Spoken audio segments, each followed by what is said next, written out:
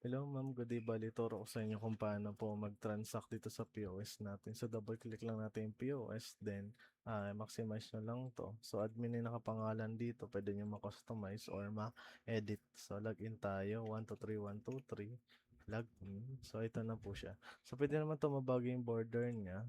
So, sample tayo dito sa 3 lines, then sales. So, dito na, ito yung mga items natin yung pinagawa nyo po, no?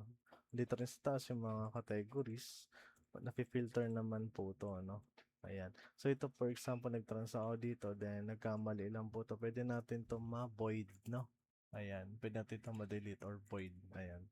Wrong order, ayan, mawawala na 'yan. So kada click natin dito ng mga categories, nafi-filter niya lang kung ano yung laman ng category, ayan. Kunwari dito 'di 'pag sinert niyo sa taas, so yun lang yung lalabas. Kunwari ito pong, apit, 'yan. Siya lang yung lalabas 'no, 'yan.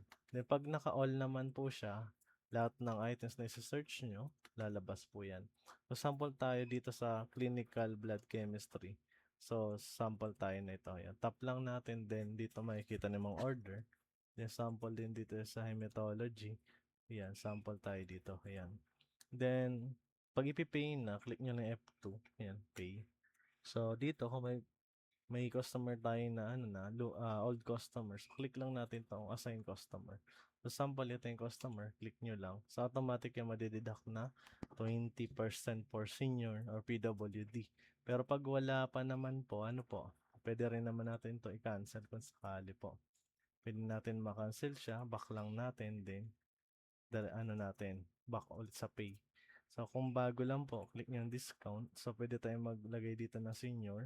So, dito natin lalagay yung bagong member na name, no? Pwede naman. Pero kung di naman natin okay yun, so, wag na natin ilagay po. Or hindi magsasave. Pag bago naman siya, kailangan natin i-save pa rin yan dito sa 3 lines. Then, dito sa customer, magsasave tayo, no? So, ganito po yung gagawin natin. So, mag-add po tayo dito. Then, lalagay natin dito ang barcode 1. Sample din yung name niya. Lagay natin dito. Yan. Sample din yung female siya. Then, age. Sample is 75. 78 yung birthday. So, ilalagay natin. Kunwari 01. Kasi dito month, day, year. Then, ilalagay natin dito day. Sample din sa 1999. Sample lang din yung number niyo. Pwede naman ilagay. Then, address. Manila, sample lang po yan. Then, kung this is senior citizen, BWD, ilagay natin to para automatic ano po, tawag dito, automatic discount, save natin. So, sample, yan, sales tayo.